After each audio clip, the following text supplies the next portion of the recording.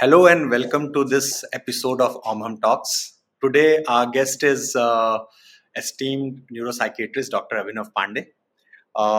Dr. Abhinav has been in the field of neuropsychiatry for many years, and he is the founder and director of Vinay Neuropsychiatry Centers, which is a series of mental health clinics spread across Lucknow.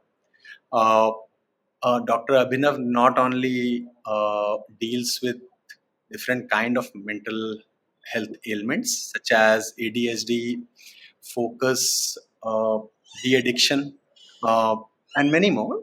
But there's also a de-addiction center that is part of the Vinay Neuropsychiatry series of clinics. Welcome, Dr. Abhinav. And my joining me in this discussion today is my colleague, Soumya Singh. Uh, and to start with, uh, Dr. Abhinav, why is it so difficult to come out of an addiction? Why is it so hard? Uh, First, thankful to Omham team, for inviting me and giving me a platform to talk about addiction. And it's a privilege for me also to talk on this topic. And let us first talk about addiction then. See, what is the problem with addiction is because addiction is a neuropsychological disorder. Try to understand that thing.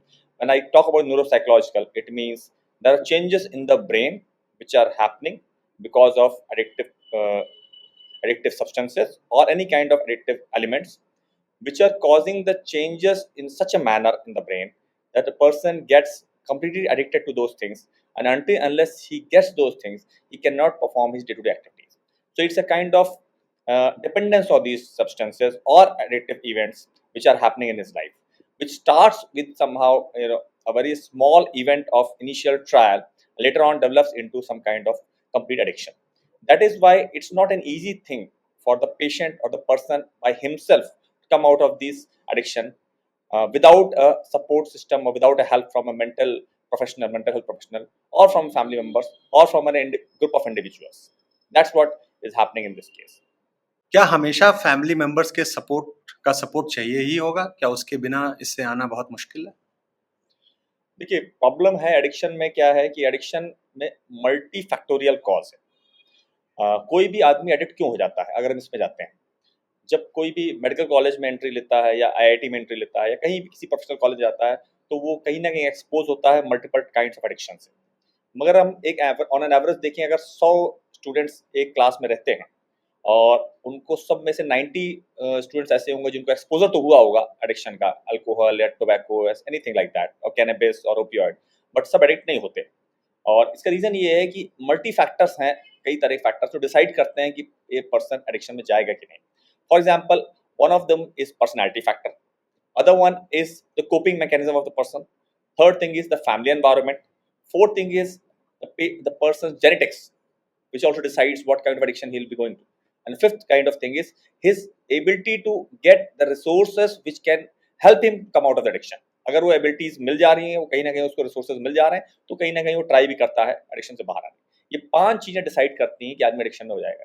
मैंने example दिया कि 100 में से आप जब एक on an average देखेंगे तो 5% ही लोग ऐसे होंगे जिन्होंने 90% लोगों ने एडिक्शन ट्राई किया है, बट 5% इज कंप्लीट एडिक्ट हो जाएगा, जिनको आगे चल के सीरियस प्रॉब्लम होगी।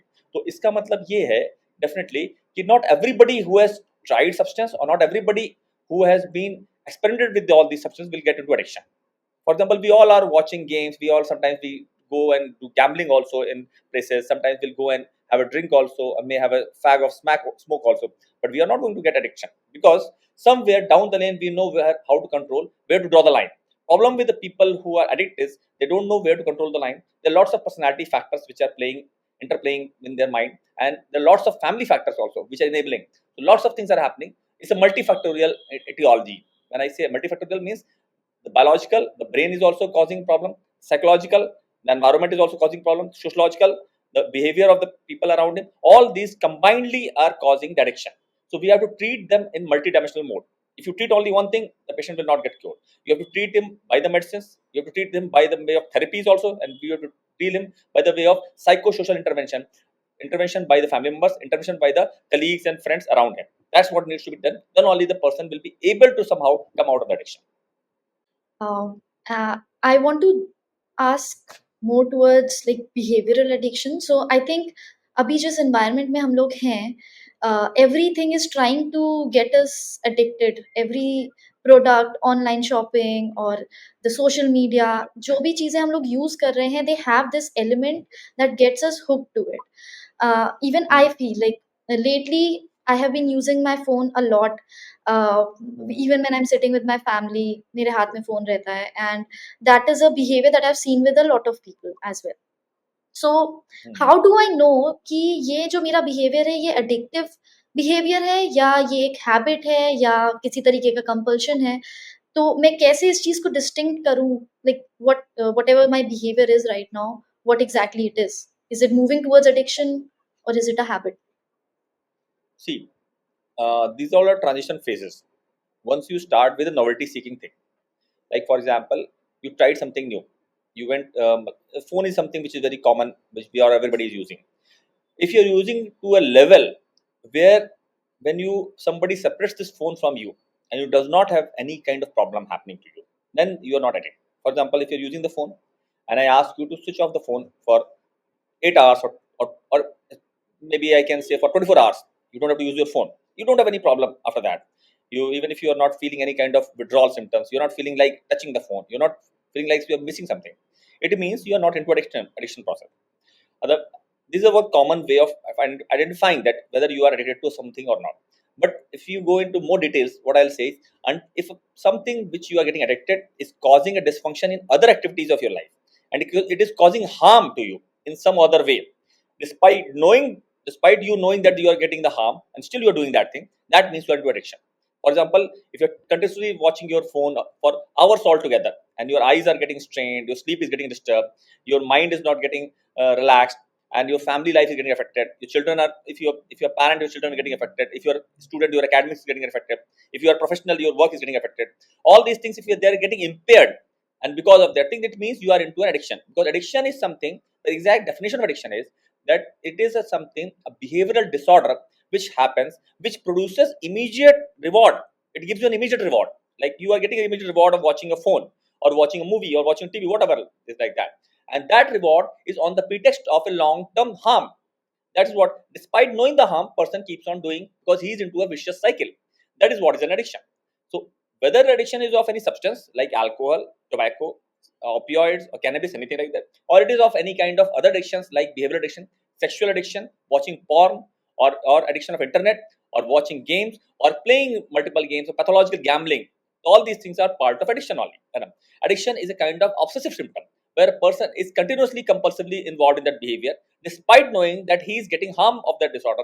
He is unable to come out of that because of the immediate reward. The immediate reward is something. See, what happens is our brain has got a reward pathway. Reward pathway is something, a circuit in the brain, a neurological circuit in the brain. So whenever we are achieving something in our life, we are doing something big, we get that reward pathway, and there is a dopamine surge in that part of frontal cortex in the brain, and we feel that we have done something great, and that feeling comes. Problem is when you do addiction, you smoke a cigarette or you drink an alcohol, or you take an opioid smack, whatever like that, anything like that, you get that artificial reward inside your brain without doing something significant. That is what is happening in addiction. You are getting the reward, but you have not done anything significant. So because of that addiction to that reward, you keep on doing that thing because you want that kick, you want that novelty seeking experience in the brain. Until you get it, you don't feel good. So that's what is the neurocircuitry process of addiction. That there are a lot of uh, beliefs around addiction. Like you cleared a lot of things for me, but I think still there are some questions that are very commonly asked around addiction. For example, बहुत से लोगों को लगता है कि सिर्फ addiction एक choice है. Like some people, if they choose to not be addicted, they can choose that. और कि ये जो will power, like it's just about will power. अगर आपकी will power strong है तो आप addicted नहीं होंगे. तो इस तरीके के जो बहुत मिसकंसेप्शंस हैं, can you tell a little bit about that? See, when something is a habit, then you can definitely use your willpower to come out of that habit. But when the some habit turns into a disease, then the willpower is not going to help you out. Definitely, willpower will help you out only when other things will also act. You have to use your willpower. Without will, nothing will happen. You have to go to a doctor also, you need a will. You want to see a psychiatrist also, you need a will. You want to have to pay his fees, then also you need a will. Because if you are ready for, see, we have to check out that patient is in which stage of motivation. So when I talk about motivation, what happens is, like, there are lots of people who are in pre-contemplation stage of motivation. Pre-contemplation means they don't want to come out of the addiction because they don't consider it as any kind of harm to themselves. They think that that's my life, and why should I come out of it? So they will not apply their willpower. So when you talk about willpower, it means an initiative to come out of that thing. So definitely that matters a lot, because if you take initiative, you are going to reach some person for help. The person is going to tell you a few things to be done, whether medicines or treatment, therapy, whatever he'll tell you, and you have to follow those things. So all these things require willpower. So willpower is there, but only willpower is not going to take out somebody from addiction. He needs a proper management of treatment by a therapist or by psychiatrist or by a combination of psychiatrist, psychologist, who can deal with the vicissitudes of addiction. They can give him the medical treatment. They should provide him the therapies required for that. They should provide him a right environment. And the family needs to be psychoeducated. Family needs to be counseled that what needs to be the behavior so that this person should come out of the addiction. All these things will combinedly done. And we are working on his personality of the patient. Then only the patient will come out of the addiction. That makes a lot of sense. Now, there are good number of beliefs that that we have a collection of over here, popular beliefs. So we would like your take on these. First one is like addiction is a choice. People choose to be addicted. Is that so, Dr. Pandey? It is, see, all these things are not completely black and white. Anna. It can be a choice for people who are sensation seekers. There are people who have personality of sensation seeking or novelty seeking, you can say. They want something new to happen to them. Until unless something new happens, they feel that life is too boring, and they feel quite boredom, and they try these things, new things. So for them, it can be a matter of choice. But not all the addicts are because of the sensation seekers. There are people who are narcissistic personalities, and they are, they want to blame other people for their problems, and they like to take addiction as a goal. The problem with them is that only one thing is not going to decide. This one dimension is there, that's true, that there are people some people will have a choice of addiction. The other people will get into addiction as a byproduct of some other problems. See, addiction can be byproduct of other problems also, or psychological disorders. Like a person may be having an anxiety disorder, and he may try to reduce his anxiety but by taking some cigarette puff. He starts with his addiction by taking cigarette puff. He feels, oh, my nerves are calming because, oh, my jitteriness, my overthinking, my thoughts are getting relaxed. By cannabis or by smoking cigarette or by taking a sip of alcohol, whatever is possible for him. So that can be this is a person is not taking addiction as a choice. He's taking addiction as a remedy to some other problem. Getting my point? He's taking as a he's doing his own treatment by use of these psychotropic substances. And this can be a possibility in the patient who are having anxiety disorder. But there are people who are impulsive. Impulsive people will try something new because they don't think too much. Whenever somebody comes with them and gives them something, oh, well, they don't think too much and they start trying that. Or they may try adventure sports also. They may try some, bungee jumping. They may try something, adventures like marathons or anything like that. And they may go into addiction also. These people can also be part of addiction. And then there are people who are sensation seekers, blame shifters, I told you, and they can be there. So multiple personalities will decide what kind of person they are and whether they are going to addiction or not. So it is not a single thing, but temporary or partially, you can say, there are people, it can be a choice also. When we talk about addiction, तो हमारे दिमाग में सबसे पहले यही आता है, drugs या फिर अल्कोहल या फिर सिगरेट स्मोकिंग. पर जो बिहेवियरल एडिक्शंस होते हैं, क्या मतलब उनकी सिवियरिटी को लोग सीरियसली नहीं लेते हैं. Is it true that addiction, when we talk about addiction, then it just means alcohol and drugs? Need not be necessary. See, addiction can be of anything. Anything which you are doing more than what is required will lead to addiction. But there can be positive addictions, like exercise. Exercise can be also addiction. There are people who exercise regularly. If they don't get exercise, they feel very low. But that is a positive addiction because it's not going to harm them. But if the person is exercising throughout the day, 24 hours in a day, and not taking rest, definitely he's going to get sick and he's going to spoil his body. So that will be an addiction.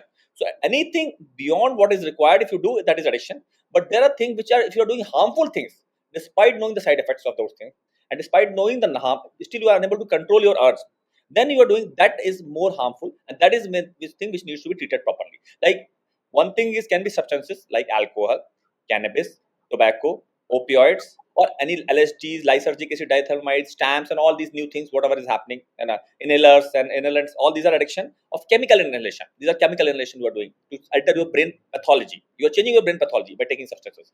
Another one is you doing addictions like internet addiction, watching porn, that is pornography addiction, doing too much of gambling on the, or doing lots of sports. This online sports and online, these all have come nowadays, in like you see in IPL and all, lots of things have come now, that online gaming and all this also part of addiction only.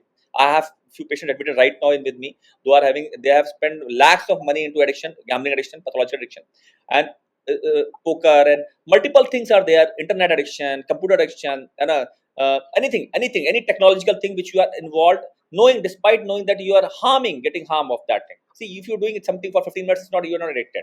You're doing it for hours altogether. You're spending money. Your quality of life is getting hampered.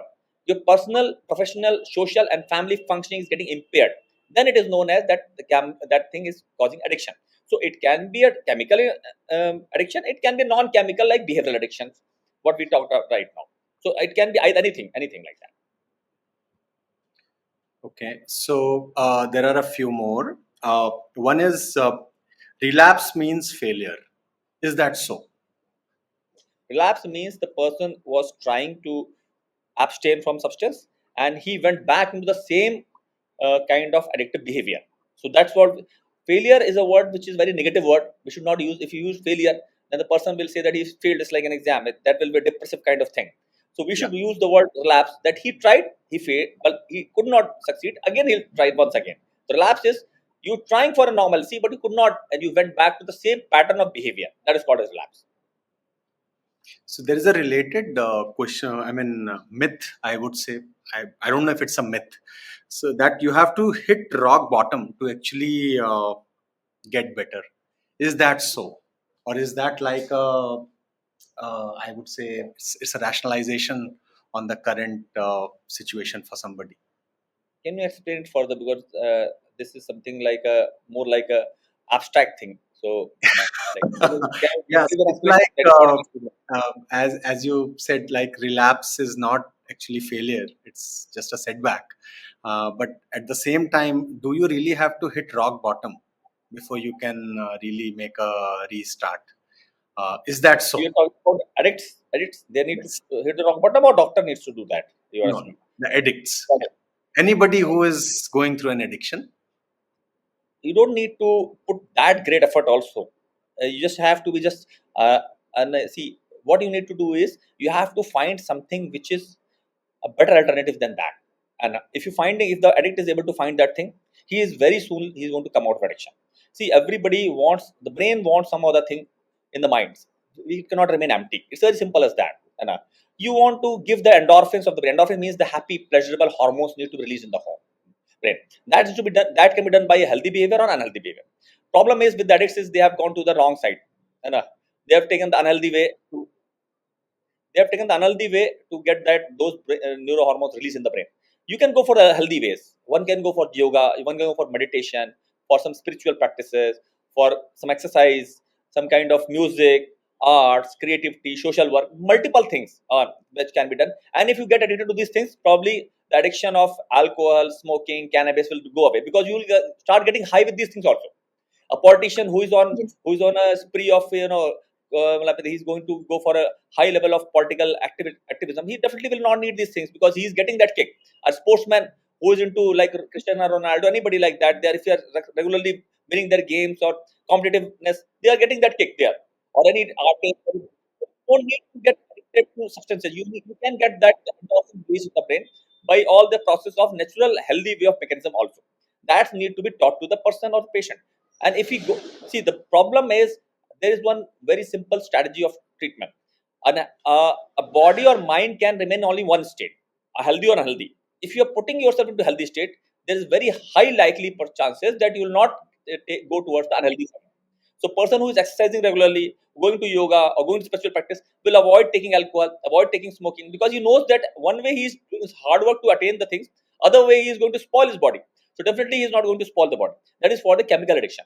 And for the mental addictions like gambling, and all these thing addictions, right? One needs to come out of a digital platform and go into the external world and find some real challenging things in the life, and then realistically, if he plans himself, definitely he's going to come out of those things.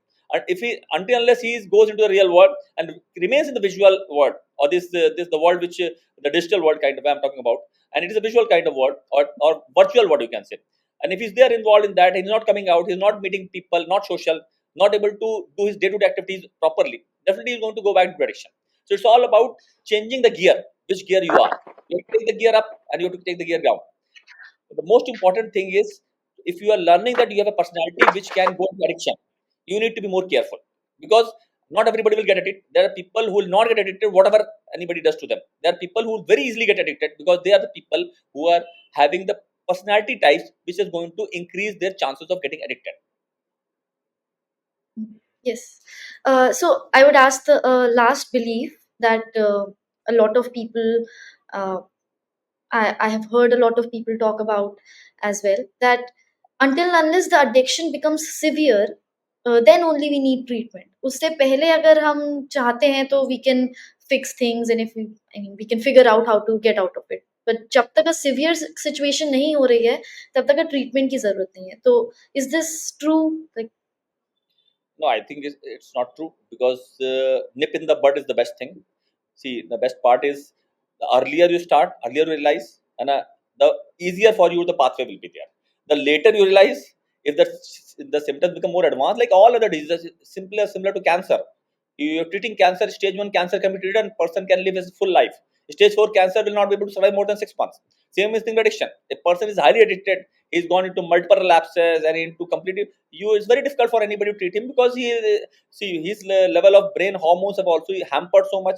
His neuroplasticity of brain has totally changed, and his behavior is totally changed. So you have to do too much of hard work on him, and it may not be possible for people to bring him out of the addiction. So earlier you act on the addiction, the easier the pathway will be for coming out of addiction.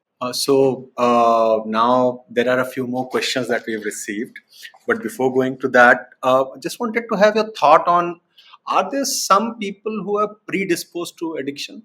It's like, if let's say there are two brothers in this who grew up in the same, let's say, surrounding, everything is same for them mostly.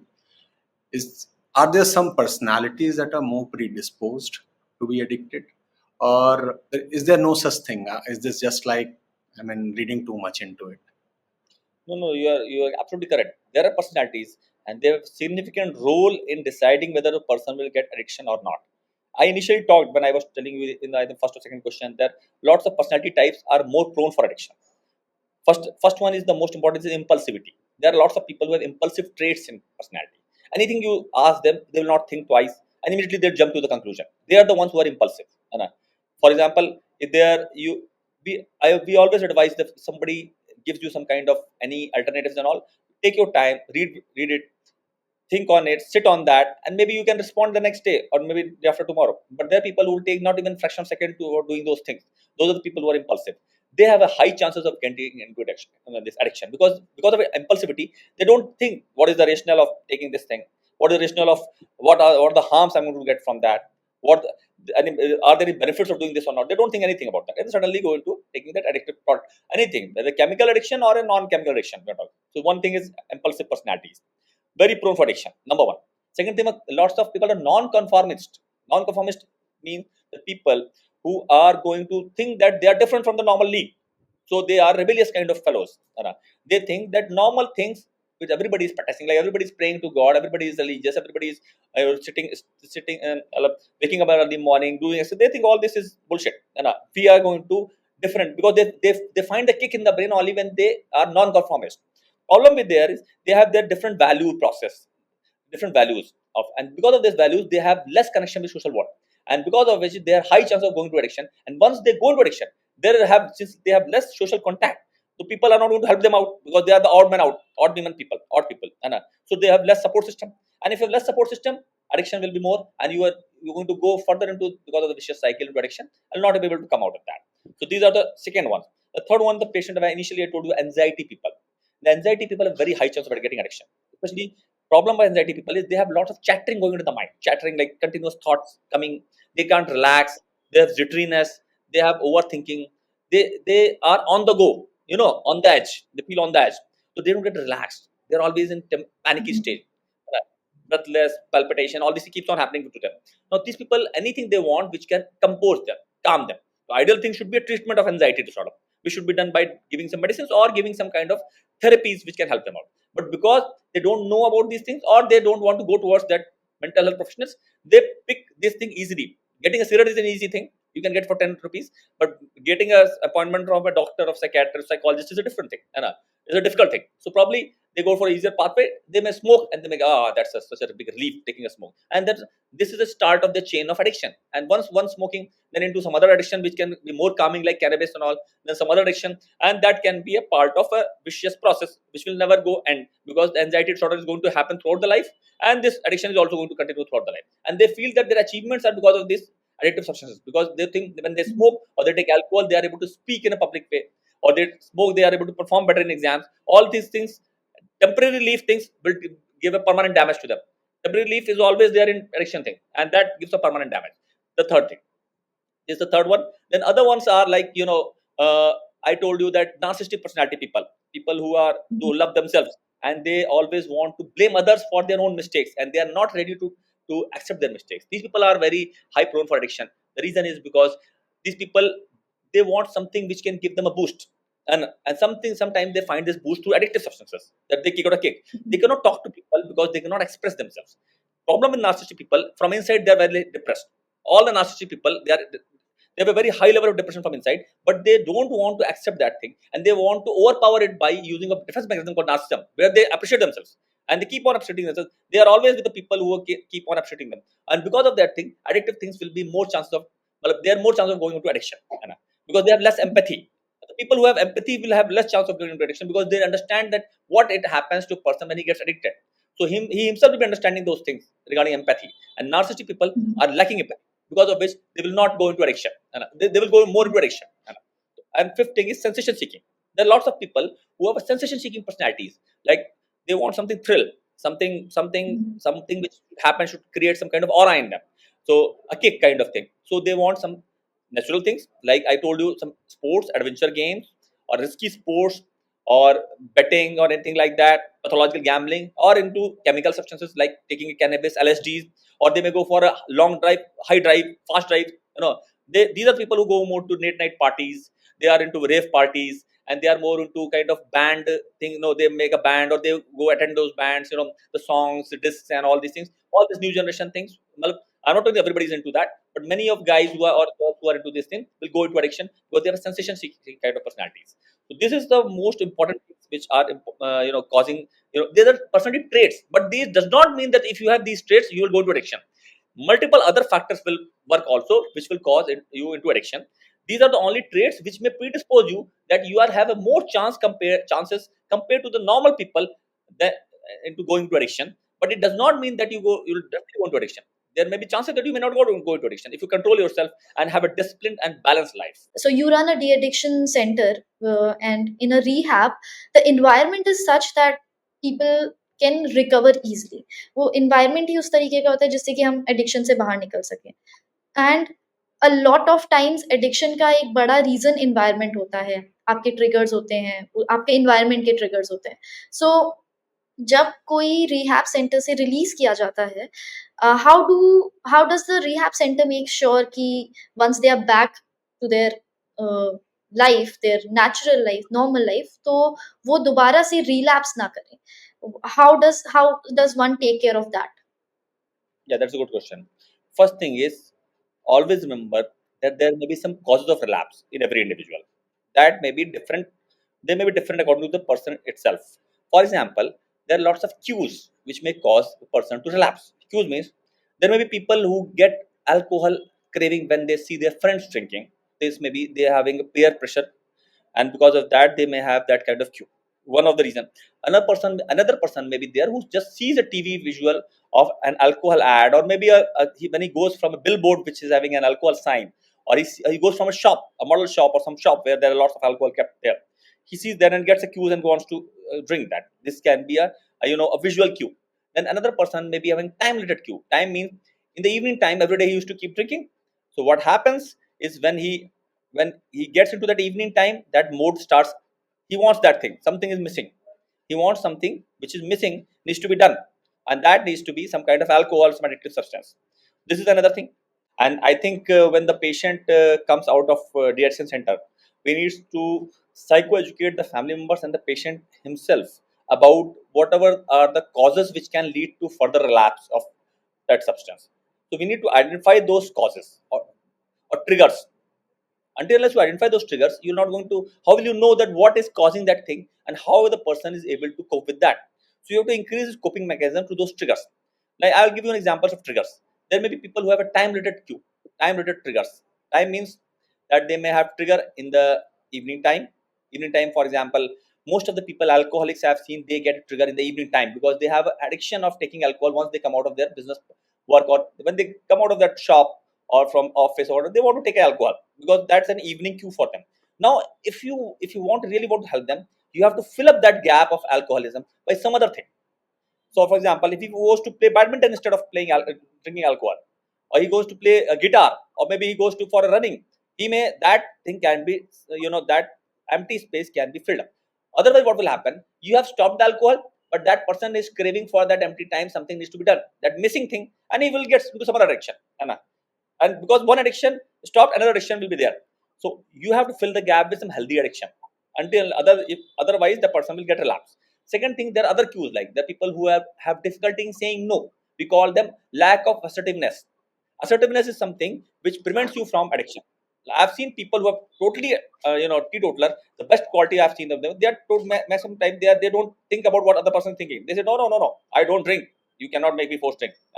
They are very strict about themselves, and that is the reason, because they don't drink or they don't go into any kind of addiction. Problem with people who are, too much of, they have a problem with assertiveness, and they don't want to, make other people feel bad. What will they say? They will accept, okay, it's okay, yaar, aaj le leta hu, I'll take it. I can take it once. Okay, today I'll take, but next time I'll not take. So this will keep on continuing.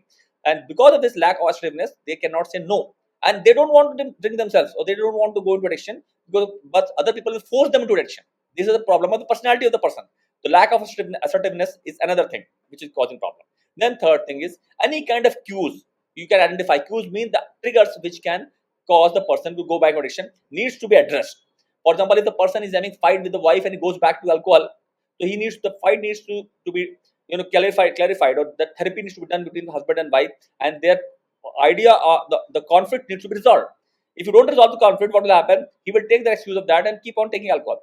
But the coping mechanism of that person should also be increased, that any kind of these things can happen. If you are into a life, there will be problems happening day to day. None of the people will have an absolute normal life. Whatever economic position the person is having, he will have some kind of troubles coming up and down. So one needs to have a healthy coping mechanism to come out of addiction. If you have an unhealthy coping mechanism, that problem will not get resolved. Another problem, addiction, will also continue in that. So that needs to be addressed. Then fifth thing is healthy activities needs to be practiced to that. A routine should be focused, like an activities of daily living should be practiced regularly on the basis which needs to be done inside the hospital also and outside also. And he needs to be in a discipline phase of that.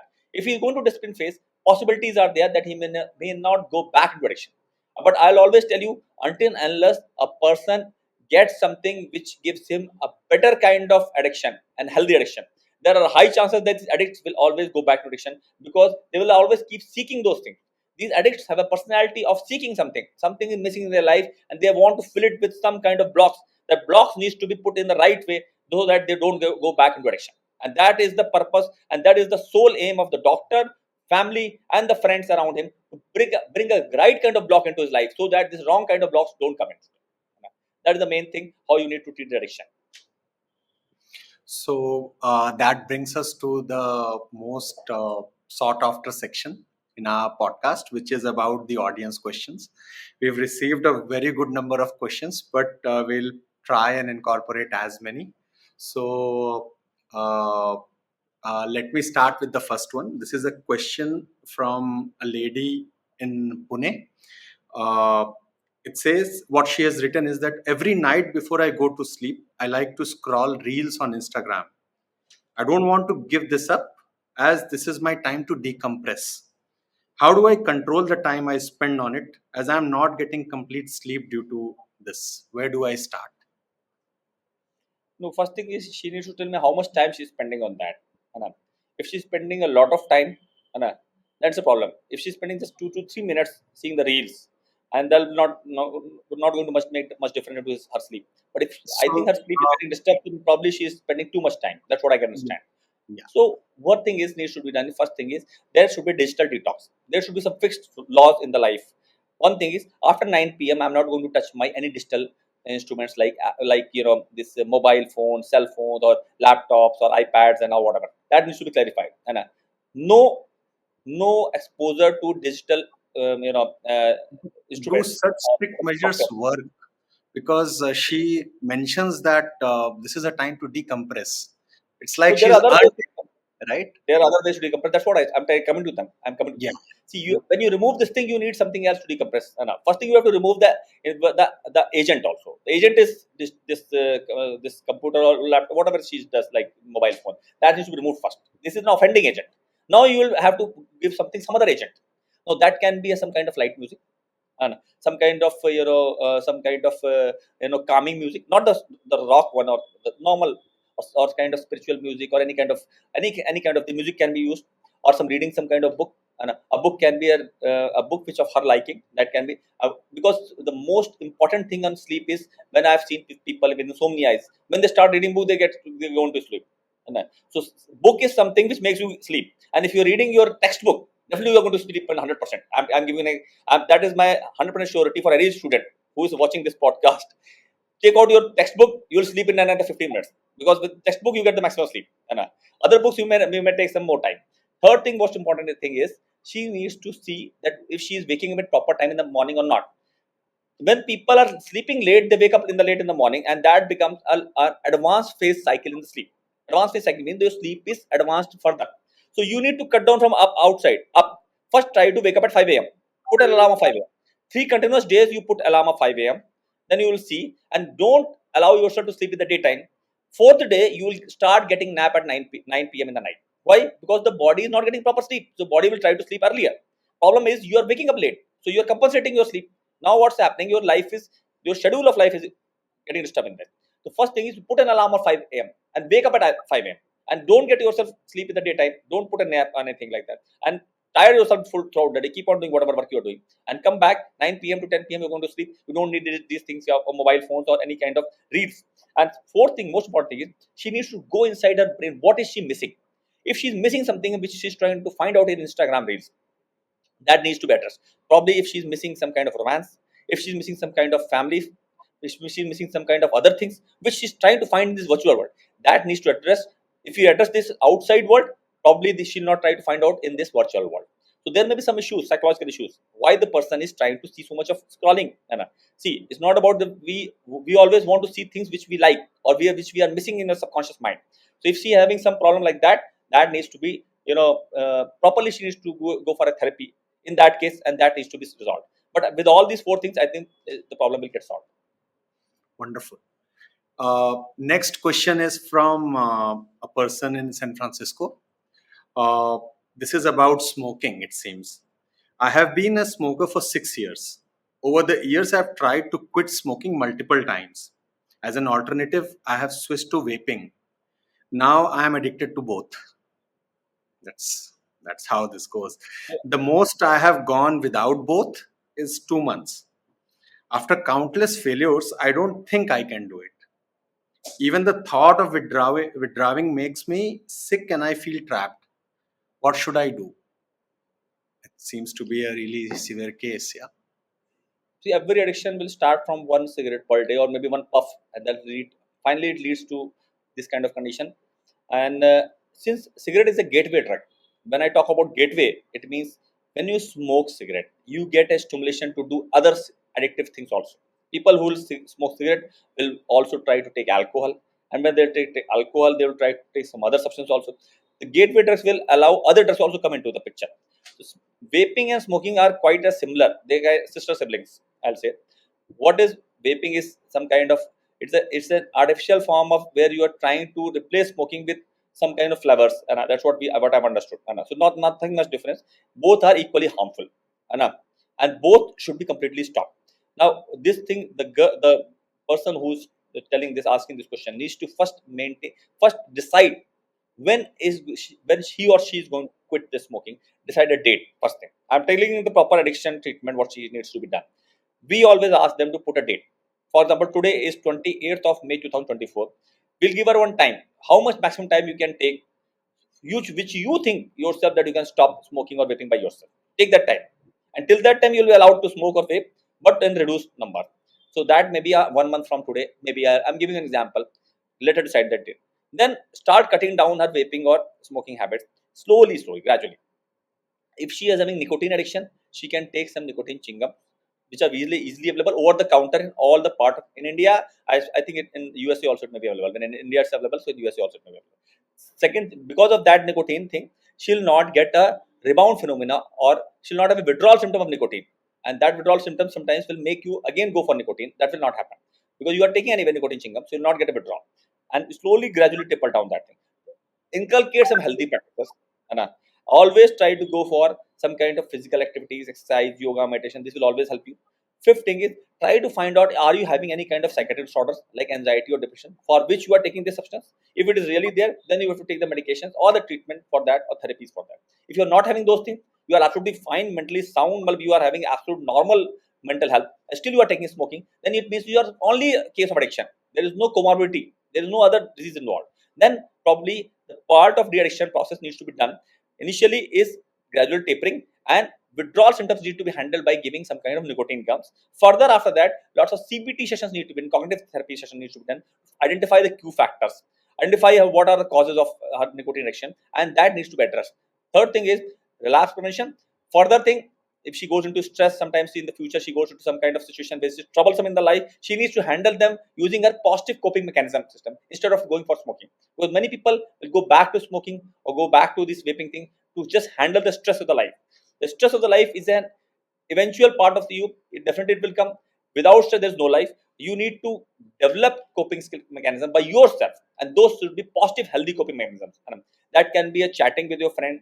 That can be an talking to a counselor also. That can be some kind of exercise phenomenon. That can be some kind of religious, spiritual thing also. That you need to decide which is helping you out, what kind of personality you are, and go for that coping mechanism, and then try to. Then you will see you don't require these kind of chemical or digital kind of addictions to maintain your mental health. You can do it without using these things, and by your own, by your just switching over to healthy coping mechanisms. Wonderful. I hope this person, we don't know his gender, so but whoever it is, I mean, I hope you're getting.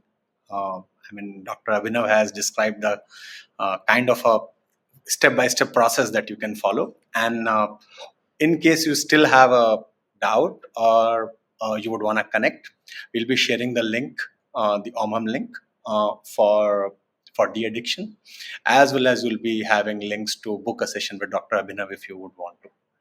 I'll go to the next question. This is from one of our users in Bangalore. This is, it goes like, my sister shops online constantly. Looks like it's for online shopping, even when she doesn't need anything, and it's putting her in debt. She says it's just retail therapy, but I'm concerned. How can I help her recognize this might be an addiction? Is this an addiction, Dr. Abhinav? Yeah, this seems to be addiction. If she's doing it continuously, day to day, every day, and spending. See, what I told initially, whatever you are doing beyond a limit which is not required by you, and that also is an addiction. Online shopping beyond a limit which is not required. Well, don't need substances, you don't need articles, but still you are keep shopping is like a shopping spree. You are on shopping spree which is not required. So this is kind of addiction only. Because until you click on that button, you're not spending money and you're not buying things, you feel that low. You feel that something is missing, and that compulsive behavior is going to addiction. Addiction is always a part of obsessive compulsive disorder. Remember, obsessive compulsive disorder means there will be an urge to do thing, then you will feel that the thing is wrong. Still you are going to do that thing, because unless you do that thing, you feel anxiety. That is kind of obsessive compulsive disorder. So this is shopping, pathological shopping we call it, or internet shopping, whatever it is.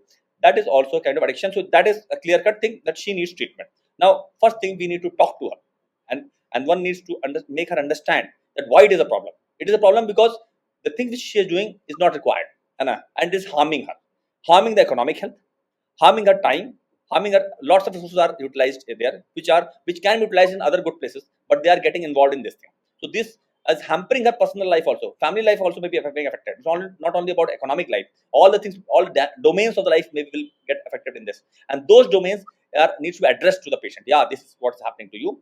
And that's why the online shopping is causing problem to you. That is the first thing, the realization of problem. Acceptance of the illness is the first thing. You have to create an insight into the patient. Insight means awareness about illness, that you need to be aware that this is the illness, there's a problem. Second thing, you have to attribute it to the right cause. What is causing this thing? Because of the addiction thing. This is the right cause. And third thing is the acceptance of treatment. Acceptance of treatment, you need to take a treatment. A treatment needs to be, if it is a kind of thing, CBT can help, cognitive behavior therapies, lots of therapies are there which help in this kind of addiction. And first thing is remove her from all these articles which are causing her into this multiple spree of addiction. So that needs to be controlled by somebody, the husband or family member or father, mother, who is there, needs to control on them, because if the control will be there, then only you can stop the thing. Then there will be withdrawal symptoms. Though you need to address those withdrawal symptoms, and you have to put some positive coping mechanism to address those withdrawal symptoms. After that, this will be a relapse prevention. Relapse prevention means you don't want her to go back to relapse. So you have to teach her the coping mechanism. You have to ask her to maintain those coping mechanisms so that she further does not goes into relapse. These three things, if properly followed, properly, she will going to come out of this shopping addiction. Wonderful. Now I'll go to the next question because there are a lot of these. This one is from Chandigarh. My wife lost her father 3 months ago. After a week, she started drinking every night, and it seems to be getting worse. And she's in denial of this. What can I do in this situation? So this seems to me a case of grief, which is being compensated by alcoholism. Grief means everybody, when they will lose their family member, the no close family members, they will definitely go into a grief phenomenon. The grief is a natural, normal process of bereavement, which everybody undergoes. But sometimes it is a pathological. Pathological means it goes such a beyond level that the person is not able to tolerate or cope with the things by himself. It takes the help of some other people. Instead of taking help from some family or friends in coming out of the grief, she has taken or resorted to alcoholism or taking alcohol. She's trying to find out solace in alcohol. That's what is the cause of this thing. So first, we need to talk to her and make her understand that the grieving process is going on. It's a normal process. See, losing a family member is an inevitable part of life. Nobody is going to remain here for permanent. We all will lose, or we have already lost, or we are going to lose in future also. And this is going to happen to everyone. And we have to come out of the process in a healthy way. First thing. Second thing is, once you lose the person, it does not mean you're going to lose the person who is staying here. There are many people who still need you. Like if she has lost her father, there may be her son or daughter or husband. All these people are still there. Those people are the real ones who require her. And she, by taking alcohol, she is depleting them of this opportunity, depleting the people these people the availability is going down. So this is something which is injustice to the other family members. So this is morally also wrong. If you go to the moral background, it's also wrong. That needs to be addressed to her. Third thing is, she needs to understand what is addiction and what is a normal way of taking alcohol. A normal and nothing is healthy in alcoholism, first thing. But people who really want to drink alcohol, the allowed from American and British guidelines says is a 30 to 60 ml once a week. Females it is 30 ml and males it is 60 ml in once a week. That is just one pack of alcohol in a week, which is allowed in a healthy way. Though it's not also healthy, but if somebody is not able to control, that is the healthy way. That is if she's under that quantity, then only she's non-addicted. But she's taking it regularly, she's into addiction. So first thing is identifying the problem. Second thing is identifying the cause of the problem, then addressing the issues, and last thing after that is avoiding that problem, how to tackle the problem in a healthy way. So she needs to talk to a therapist. She needs to go for counseling session. She needs to understand that grief needs to be resolved in other ways. If these things can be done, probably we can manage that properly. So, just as a reminder, once you go to OmHum portal, you can book a session with a clinical psychologist or a therapist, and there are different kinds of therapies that are available, which you can go and look for, as Dr. Abhinav just suggested. Yeah. So, this question is from Lucknow, where Vinay Neuropsychiatry Center is situated. It goes like, I started taking sedatives to help with sleep, but now I can't fall asleep without them. I have tried melatonin and other supplements, but I feel they are not effective. I'm worried. More than me, my family is worried. Sometimes I end up sleeping really long hours and have missed my morning office due to the meds. What can I do about this? Now, the problem with this person is he's got insomnia. Insomnia means he's got a problem of sleep disturbance, which we call in medical term as insomnia. Instead of treatment of insomnia, he is self-medicating himself with other hypnotic drugs, and now he has become dependent on that drug. So there are now become two problems. Instead of one problem insomnia, now there is one insomnia as well as addiction. And insomnia is not get treated; he's got into addiction also. So this is something we call it as self-medication will always lead to some kind of addiction, and that has happened to this person. First thing, when you're treating for insomnia, try to understand what is the cause of insomnia. Is it an primary insomnia or is it secondary insomnia? Primary means whether you have only insomnia or you are having insomnia or sleep disturbance because of other causes. There may be some other problems, disorders which needs to be addressed because of which you are having insomnia. Like there may be people who are having depression, there may be people who may be having anxiety disorders, they may also be having insomnia. So first this person needs to be assessed by a psychiatrist whether this person is having any kind of axis 1 disorder of anxiety depression which is causing insomnia, or is having primary insomnia, only sleep problem. Now let us assume that he's got only sleep problem and he's not got any other psychiatric disorder. In that case also, first thing, non-pharmacological treatment should be addressed. First thing, if you have a sleep problem, lots of sleep hygiene methods need to be followed. I need to tell you here only sleep hygiene because it's an important part. People who are addicts, they need to understand this thing. Sleep hygiene means you are going to wake up at only a single time in the morning, that is around 5 to 6 a.m. in the morning. And even if you sleep at 4 a.m. also in the morning, you are going to wake up at 5 a.m. only. Fixed time of waking up should be there. And you're not going to sleep in the next daytime. You're going to wait for the night only, next night. If you're not getting sleep in the next night, wait for another night. But complete avoidance of sleeping in the daytime. This is the second law. Third law is not to take any kind of stimulants like stimulants like tea, coffee, or cold drink kind of thing after 5 p.m. in the evening, because that is going to cause you insomnia. No exercise in the evening time, because evening time stimulates these people and they are unable to sleep after that. Exercise only in the morning time. Fourth law. Fifth law. If you are going onto the bed and you are not getting sleep in another 15 minutes, you are not going to try for sleep. Once you try more for sleep, you don't get sleep because you exert yourself for sleeping. And when you are exerting, you are not into relaxed state, and mind will only sleep when you are in relaxed state. That is why you have to, if you 15 minutes you are not getting sleep, take a book, start reading those books, or start listening to some devotional song or some music, kind of light music. That can also be done. And then once you get sleep, then you sleep. But wake up at fixed time. And sixth thing is, try to take a warm shower 1 or 2 hours before sleep, but don't do it right now in northern India because we are already in 45-degree temperature. I'm talking about consider it according to your climatic region. Try to take a warm shower just 1 or 2 hours before sleeping, and avoid heavy dinner. Take a moderate dinner, not mild, moderate. Mild dinner will also cause problem in sleep. A moderate level of dinner, and and take 2 hours before sleeping the dinner, so that you, and take a walk before sleep, so that the body gets adjusted to the food and all. And third thing, if you don't get sleep in the room, try to sleep in a place which is having a dark surrounding, no lightning, no sounds, no disturbance, and cozy atmosphere. That needs to be done. If you follow all these things and don't think about sleeping, because sleep is a natural process which will not come by effort, it will come automatically for you. Don't try to get sleep. If you try to get sleep, you will again have anxiety symptoms, and because of anxiety, you will not get sleep. You'll see other people in the bed sleeping, other people in the family member sleeping, and you'll get more anxiety. And keep watching, keep seeing the watch, and again you see watch that's become 4 o'clock, you're not getting sleep. Don't go into all this vicious cycle. Instead of that, try not to sleep. Whenever you get sleep, you automatically get to go sleep. Go and start reading some book, or go start doing some work in the night, which does not impair your eyes. Don't go for digital things. Go for books or something, or music kind of thing that can help you out. This thing, if you follow, these are the non-pharmacological treatment. If you don't get treatment with this, then we'll give you medicines. For that, you have to come and reach us. These are three processes which I can tell you. But self-medication is totally out of question. I think a lot of us can can benefit from that. Last, I think there are three more questions, so I'll quickly take these. This one is from Indore. I was introduced to porn in my college days. Initially, I used to feel guilty, but now I don't. Whenever I have free time, I turn to porn. It's like a daily ritual before I go to sleep. Is there a way for me to come out of this? Yeah, it's a kind of porn addiction.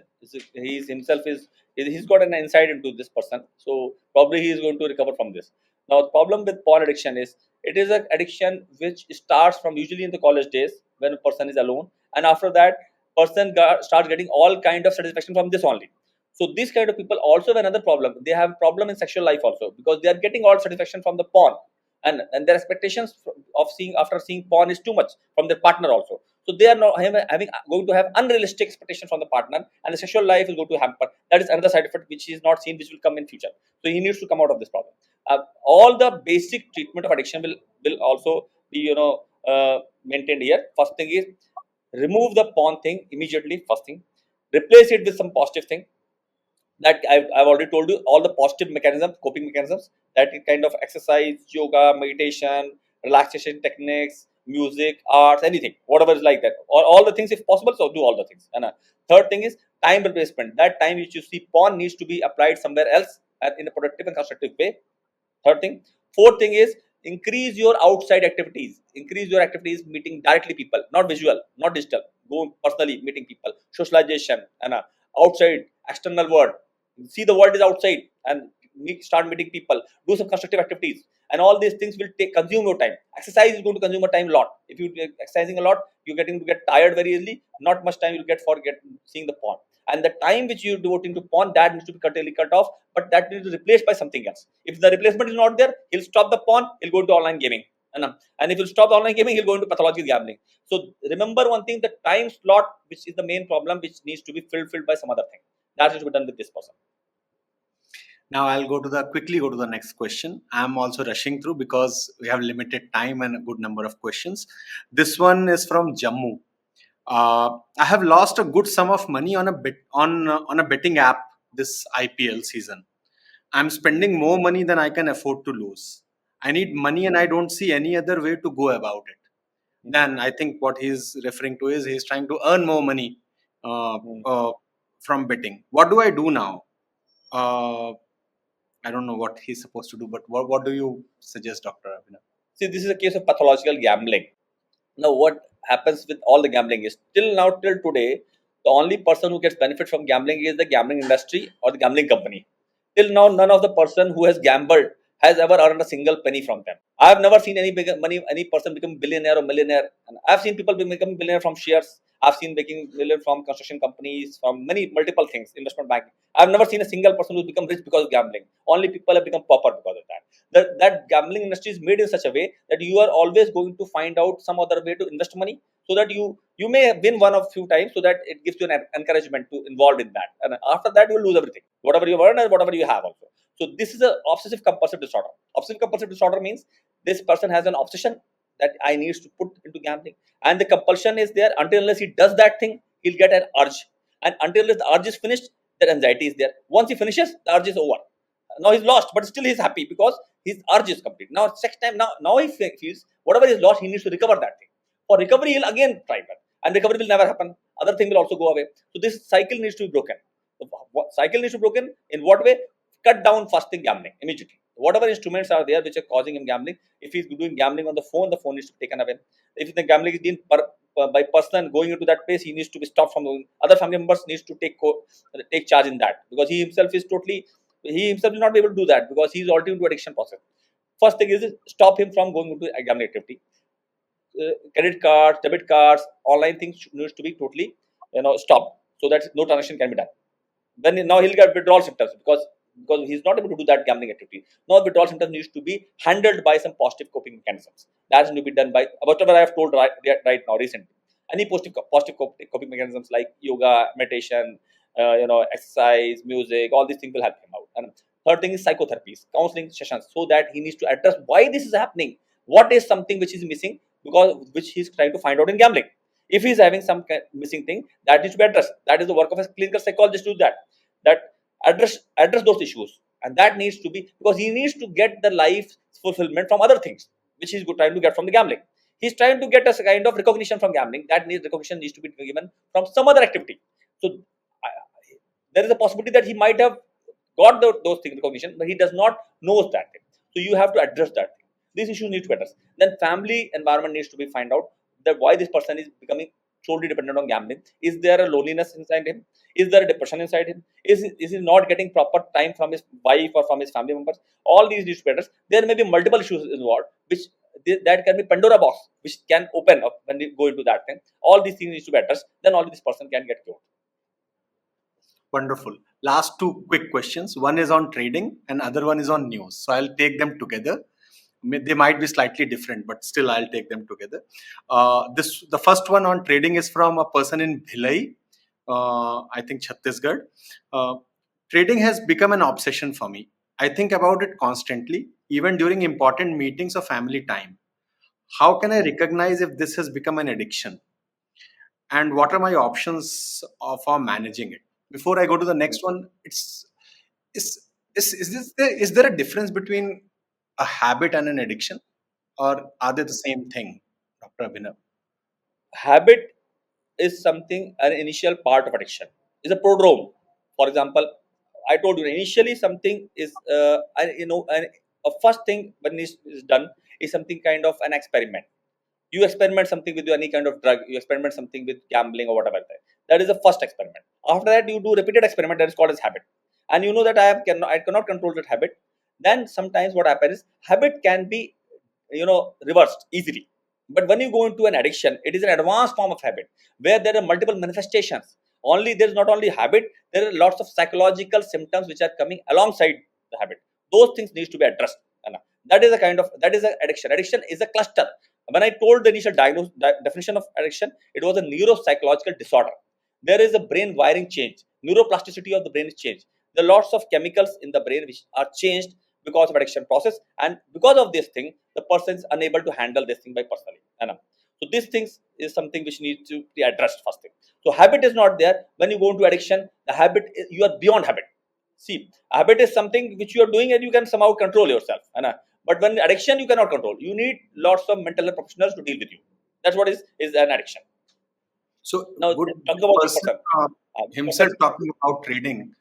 Trading. So Trading he's initially trading can be a habit. You are trading every day at one specific time, 1 hour, and you are finding, yeah, you are losing money or you're gaining money, whatever is there. Most people are trading. My relatives are just trading. fun. I know. Yeah. It's a fun, but you're spending some amount of money, maybe 10% in trading. It's not nothing big deal.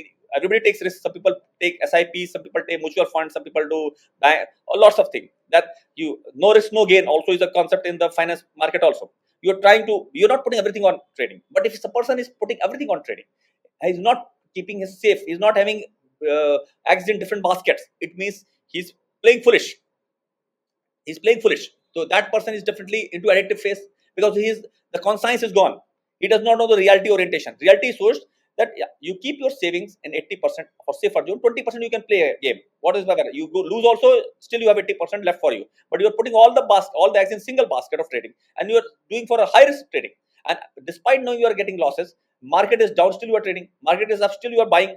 Well, that needs to be taken account to the market values. Now, whatever I understand, when the market is down, you buy, and when the market is high, you sell. That's the normal way. But these people of traders, they're daily traders. They're not see all these market trends, the bullish trends or the bearish trend. They will directly spend money, keep on trading because they have an impulse. Now, this is an impulse control disorder. The impulse is there. They have to do that. If they don't do that, the urge is there. The urge makes them do that. Something like a pulling of hair. You know, some people pull hair. If they don't pull hair, they don't feel good. So this is about pulling the trigger. Pulling a trigger here, trigger is the trading box, trading button. So that's what is happening. This person needs to control his urges. This is a kind of obsessive compulsive disorder, OCD. We always call all these symptoms what we are talking about in the spectrum of obsessive compulsive disorder. Psychiatric disorders there. Now these need to be treated properly. Cognitive behavior therapy, along with some, maybe he may not require medications, because medications usually we give only when the CBT fails. Initially, first line is CBT only. Cognitive behavior therapy needs to be done. This person needs to be addressed issues. What I told was, whatever I told about pathological gambling, whatever I told about gaming disorder, all those things apply here also. We are just talking about the different manifestations of the same disorder. All those things will apply here. For example, the positive coping mechanisms, the healthy way of dealing with things, the relaxation techniques, the activities of daily life, good family support, psychosocial support system, an alternative way of pleasurable activity which is healthy way and which will give him more kick or more endorphin release in the brain, that is going to help him. Fair enough. And the last question. This one is from a person in Ranchi. I can't stop checking news multiple times a day, and it's starting to make me anxious and stressed. I feel like I'm always waiting for the next bad thing to happen. It's really getting on my nerves. Is this an addiction? If yes, what can I do about it? Now, this is something a novel kind of addiction. uh, now, uh, if we see, it's a gray area, I'll say, because many people are passionate of seeing news. Now, few things, questions need to be asked to this person: how much his daily day-to-day activities are getting hampered because of this news watching thing, and how much his quality of life is getting hampered. And when I talk about quality of life, how much is personal life, family life, social life, and family functioning, all these things are getting hampered. And occupational functioning, sorry, occupational functioning also. If these four domains of life are getting hampered because of watching news, he needs treatment. If these things are not getting affected, he does not need treatment, because then many people have passion of seeing watching news. People have see, my grandfather used to watch multiple kinds of all India radio news from the day so that was his passion. But his life never got hampered. He completely fulfilled all his obligations. So if he is fulfilling all obligations and he's giving proper time to his family members, nobody is getting deep compensated because of this thing, then in that case he does not need treatment. But if the people are getting affected, his kids, his sons, daughters are not getting time because of this news thing, his occupation is getting affected, his family wife is not getting time, then it means he needs proper treatment. It's kind of addiction. So first these questions need to be asked to him. So, and when the treatment, if the treatment is same like any other disorder, when I say disorder, all the addiction disorder have a same common treatment. When we talk about psychological, only when the chemical addictions are there, we need to give a withdrawal. For withdrawal, we need to give anti-withdrawal drugs or medicines. But non-chemical disorders like gambling or internet addiction disorder or pornography or internet gaming or this watching extreme news, all these will have a common treatment. That is, you have to put yourself in an alternative form of some therapy, alternative form of some activities which are giving you more pleasurable activities. We are going to release more endorphin and making you more happy, and those activities should be healthy and they should not cause any harm to you, and those activities in the long term can supplement these activities, the bad activities, and make you feel better in coping skills and improve yourself in dealing with the vicissitudes of life. In day-to-day activities you can easily deal with them, problems of life you can cope, and because of those healthy activities you are able to cope with them in a better way. So probably you go to healthy activities, and then you automatically will stop to your unhealthy activities. Wonderful. It's been a long, insightful session. But before we end, I would want our audience to know a bit about the de-addiction facilities in the Vinay Neuropsychiatry Center. So, would you want to talk a bit about that, and what all kinds of treatments are available at the Vinay Neuropsychiatry Center? See, Vinay Neuropsychiatric Center was established in 2011 February, so it has been approximately 14 years we are running this center. We have two OPD branches, two outpatient clinics, and one inpatient clinic which is there. And our inpatient clinic has 20 bedded hospital, which is exclusively for the patients of psychiatric disorders, including de-addiction. De-addiction is one part of that. And among the de-addiction facilities, we provide de-addiction for all kind of psychiatric disorders like alcohol, tobacco, opioids, cannabis, cocaine, and gaming disorders, pathological gambling, internet addiction, everything. Like right now, I have two patients. One of pathological disorder like gambling, pathological gambling. He has lost 15 lakhs in last 1 month because of gambling, and that person is an adult person of 50 years of age, and his family is worried because 50 lakhs is big amount for them, because they are not that big people, rich people. And all his savings from last 7 to 8 years he has spent in this gambling. This person is admitted with us. So we have facilities for all the kind of addictions. We have facilities for other disorders like schizophrenia, bipolar disorder, mania. We also have electroconvulsive therapies. We have 4 clinical psychologists working with us, and we have 2 in-house clinical psychologists which are continuously looking towards these patients, IPD patients. Then we have 2 psychologists who are looking for outpatient as well as inpatient. We also have regular staff, and all the required facilities for addiction and for psychiatric disorders are available here. And so, and it's a center of excellence and private setup in Lucknow, and we are trying to give the most possible best treatment in a healthy way to all the people who are seeking for any psychiatric disorders. Wonderful. It's been an insightful session. Soumya, do you have something to add to that? Thank you, Dr. Abhinav. That was, this discussion was such an enriching experience.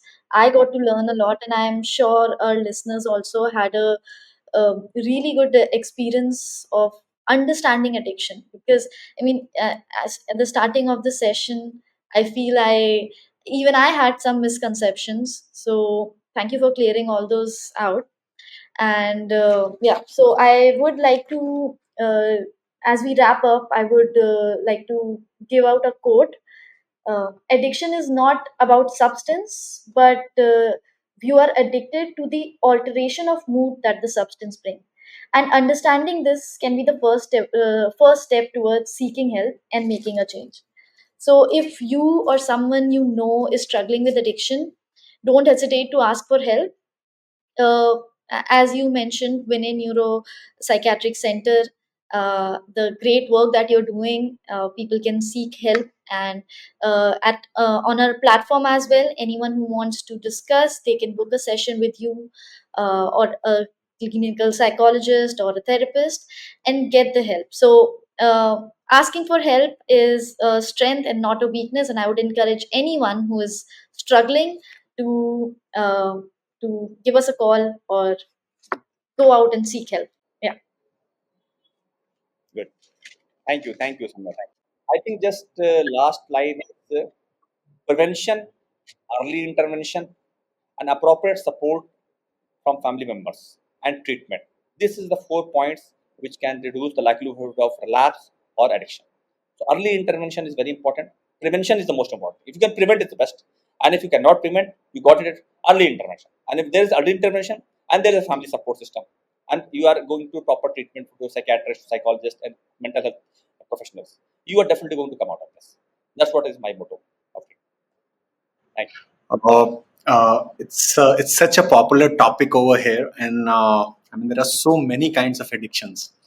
Some behavioral, some chemical, for a lack of a better word, as I would put it. I think we'll have to call you again back into our podcast on each of these topics, one at a time. And Soumya, don't you agree? We probably have to do that. Yes, definitely. There is so much discussion that is still left. I mean, we have just opened the Pandora's box and ready to explore even lot more things. With this, I would like to wrap up the session for the day. And uh, all I can say is thank you, Dr. Abhinav, for your valuable time. I'm sure a lot of our audience can benefit from this, not only from an intervention but also from a prevention perspective. Thank you, thank you, and Thank we you. look forward to have you back here sometime again. Sure. I'd love to do that. I'd love to come again. And I'm thankful to the Omam team for giving me the platform to express my views. And I hope that we can have further few sessions in future, which can help to the people who are really in need of, of psychiatric health or mental health help in any ways. Thank you. Thank you. And to our audience, I would say wherever you are listening or watching this, if you subscribe to this, you would not miss out on the valuable information we bring in through different experts. Uh, I know a lot of questions could not be answered today, but we will get Dr. Abhinav back on the show once again. Thank you, everyone. Thank you. Thank you. Namaskar.